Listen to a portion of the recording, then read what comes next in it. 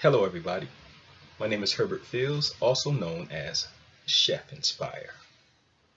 I am here today to talk to you about overcoming obstacles in your life, difficulties, things that hold you back.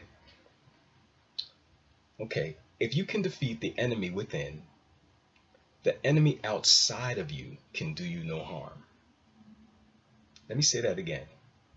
If you can defeat the enemy within, the enemies outside of you can do you no harm. All right. I grew up in the Christopher Columbus projects in Paterson, New Jersey. So being in there is just living there is an obstacle. All right. And you pile on top of that having learning disabilities, low self-esteem, um, those things actually become who we are, the negative things. So these things don't serve you. Matter of fact, they hold you back. This actually becomes that self that you create out of all the negative things that happen in your life winds up being the enemy within. And anytime you try to do something that's uplifting or motivating, inspiring, what happens is that enemy comes up and tell you that you're not good enough, that you're not smart enough, that you can't do it. That enemy is the enemy of your soul. It is also the enemy of your purpose. And how do we overcome this enemy?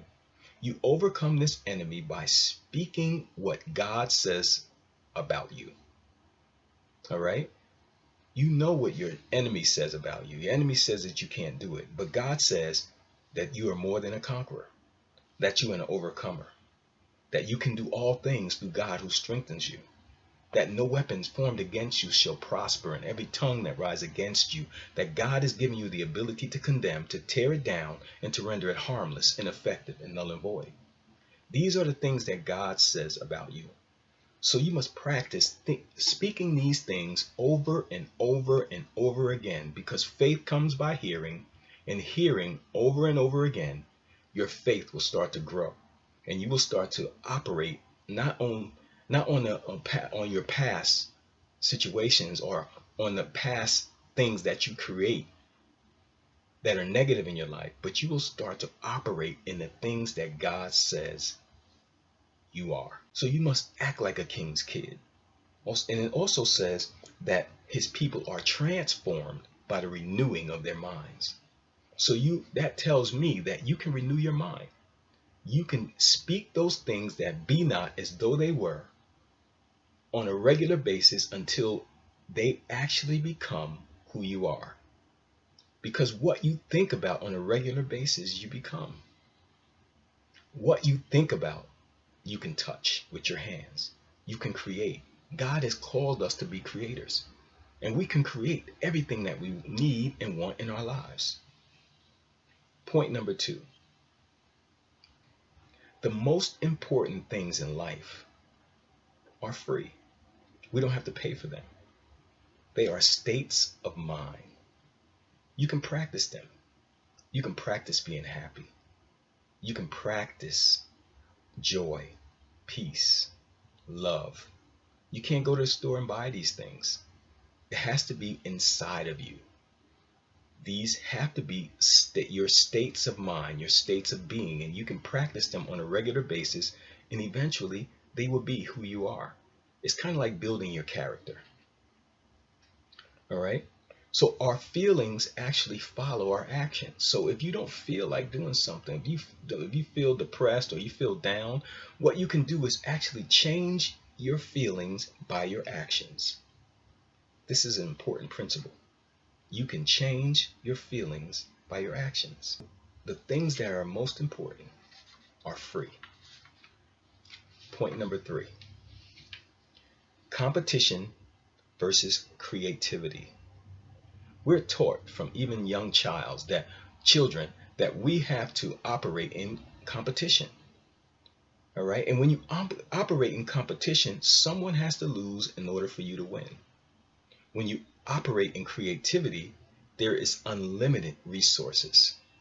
When you operate in competition, there is only but so much to go around. But when you operate in creativity, You are connected to infinite wisdom, infinite knowledge, infinite power, infinite finances, the abundance of the abundance. Your Father owns 1,000 cattle on 1,000 hills. You have all of these things available to you if you operate in creativity. God is a creator, and He's created us to create. And if we start to operate in creativity and not in competition, because when you operate in competition, you are only limited by your own abilities. When your abilities run out, that's where you stop. But with creativity, you are limited by God. You have a direct pipeline to God's power, to His anointing, to His wisdom, to His power. This is where we should be operating in. We should be operating in creativity. Point number 4. Your blessings are behind your fears. Get this in your head. Your blessings are behind your fears. All right? My worst fear was standing in front of people speaking. I mean, I would shake in my boots. I would get my teeth would chatter. I would feel so much anxiety and stress. And when I was in school, in order for me not to do it, I used to act out. All right. If the teacher called me to the front of the class to do something, instead of me doing that thing, I would turn the desk over and kick it.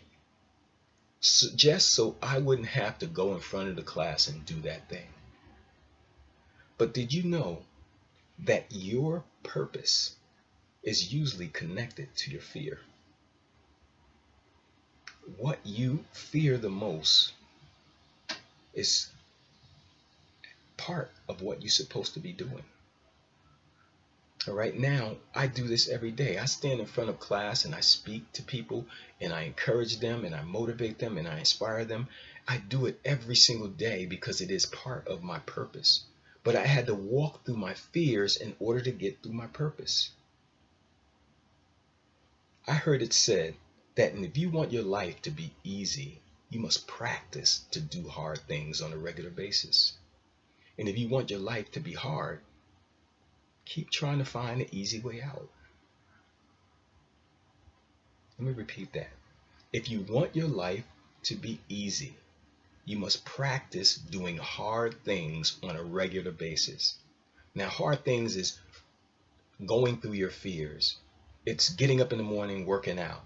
It's eating the right things. These things are hard to do. Why? Because you have so much other temptations around you to do the wrong things. But if you practice doing these hard things and realize that your blessings are behind your fears and also your purpose, you can prosper and grow, and your life will never be the same. Point number 5. You don't get in life what you want. You get in life what you become. So you must become what you want. How do I become what I want? Part of becoming is laying a foundation. All right? Laying a foundation. Because in order for you to build a life, in order for you to build anything, a foundation, a strong foundation have to be laid. You must work every day in 3 areas. Area number 1, you must work on your spirit. Area number 2, you must work on your mind. Area number 3, you must work on your body. All right? If you work on these 3 areas on a regular basis, and how do I tell them to do them? I tell them, take that little book, write down a goal that you want to accomplish for 1 year in your spiritual life. Write down a goal in your mind, for your mind, and then write down another goal for that 1 year for your body. And then I want you to take every single day and make little checklists that I'm going to do this every day to reach my 1 year goal.